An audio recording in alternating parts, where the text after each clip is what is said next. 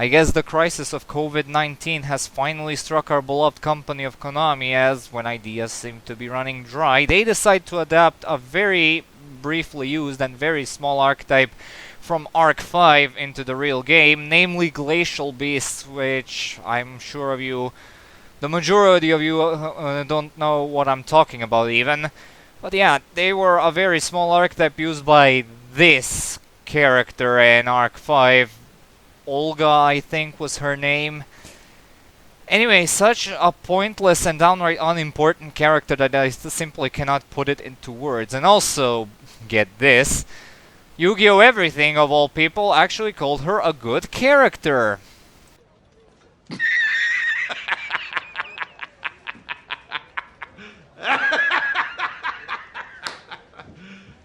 You serious? I think it sums it up perfectly. And yes, I do know who this character was supposed to reference, per se. Let's go with that. And yeah, I can tell you for a fact that I'm not quite pleased with that. But anyway, let's go on to the main meat of the video, the analysis of the archetype itself. We start off with the level 3 Glacial Beast Polar Penguin, which is an Aqua Tuner level 3 with 800 attack and 1000 defense. And if this card is special summoned, you can target one monster your opponent controls, return it to the hand. And if this card on the field is destroyed by battle or card effect, you can target one card your opponent controls, return it to the hand. You can only use one Glacial Beast Polar Penguin effect per turn, and only once that turn. It's kind of a bummer that you can only use one of these effects per turn, because, well, there's not a whole lot of summoning this thing with outside its own archetype, because level 3 aquas are kind of obscure, and the aquas usually tend to be level 2 or in general level 4 water monster because of the Bahamut Shark and Totally Awesome combinations. So yeah, it's the only archetypal tuner because it really needs to be, and that's about all there is to it. And you might be asking yourself again, why is it level 3? Well, their synchro monster is a level 7, so yeah. Again, run any number of these. Both of these are good effects, but yeah, you're usually most likely going to be using these for synchro plays. If you want some penguin bouncing, then just run Penguin Soldier instead. Anyway, next up we have Glacial Beast Blizzard Wolf, and this is a level 4 with 1400 attack and 700 defense. And it's a level 4 Aqua because Bahamut Shark. And when a monster declares an attack, you can negate that attack. And if you do, special summon one level 4 or lower water monster from your hand, except this guy. At the start of your opponent's battle phase, if you control no monsters and this card is in your graveyard, you can special summon this card in defense position but banish it when it leaves the field. You can only use each effect once per turn. So yeah, a bit of a 180 turn, because this thing in the anime did not have its effects revealed at all, so yeah, this effect is completely new.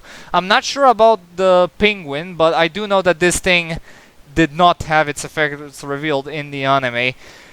But yeah, it's a pretty okay effect. It's a simple level 4 which can negate one attack per turn, which honestly is pretty nifty to have at times. But yeah, you're most likely going to be special summoning, building your decks around having 3 of these and a whole lot of level 4 water monsters, which can turn into a Bahamut Shark, which in turn can vomit out Totally Awesome onto the field. So yeah, there's the extent of that. The graveyard revival effect is there. You're probably not going to be using it a lot, even if in fact ever, because your field's most likely going to be plastered with various with nice other things to go around.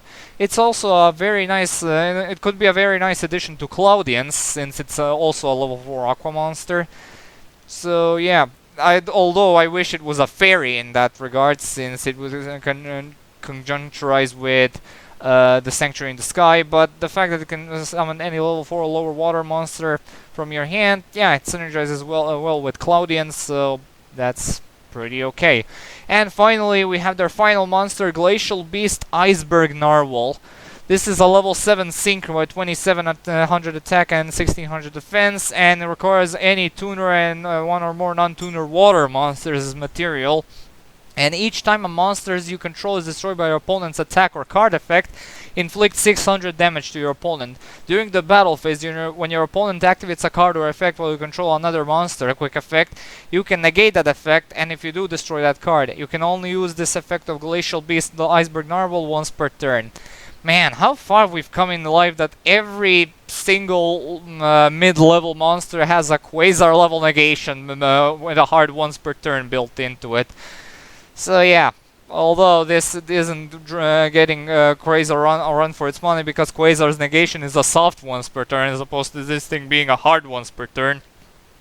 But yeah, as for level 7 synchros go, it's a pretty nice card to consider having. Even in Cloudians, because they have some water tuners that they can use their level 4s and level 3s in conjunction with, so they can bring this thing out. And Cloudians can swarm the field somewhat easier with their newer support that they received. So yeah, having this around is pretty pretty nice and pretty nifty, and it is the definitive boss monster of the water synchro spam. And yeah, if this thing comes out, which it is, that's why I'm reviewing it, we can safely assume that Fishborg Blaster ain't getting back anytime soon. Alright, now it's time for the grades. I mean, it's a tech archetype, so how do we grade them? Well, if we have to start somewhere, I will give everything 1 out of 3 except for the versatility, because Iceburg Narwhal and Blizzard Wolf exist. Penguin is just sort of there. It's fun for experimentation, and that's where the fun ends. So yeah, will we be seeing more of these? I don't know, honestly. I don't think I mentioned it at the beginning, but yeah, this was these exact 3 cards were the only cards that were ever used in the anime, and as soon as they were revealed, which even surprised me to an extent, they basically I wanted to make a video right now, because just like with Codebreakers, I doubted that their spell and traps, well, their spell and trap, were getting imported into the real game, and Collection Pack 2020 still has not have its entire lineup of cards revealed to the public, so we'll just have to wait and see.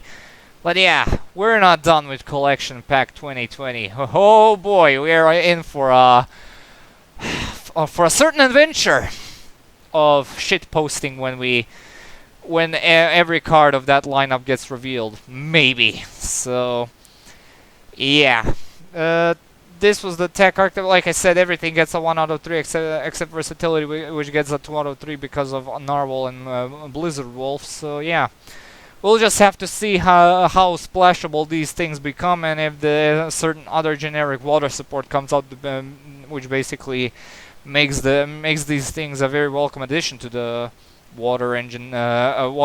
So yeah, but yeah, until next time, I think the next archetype rematch is slowly filling up for volume 4, and yeah, the next archetype analysis is going to be a certain dreaded archetype from Collection Pack 2020. So yeah, I'll see you guys then. Thank you all so much for watching. Stay tuned for more BizWalkthroughs and other updates. Comment, like, and subscribe. And as usual, I'll upload the next vid whenever I can. See you all. Have a good day and peace.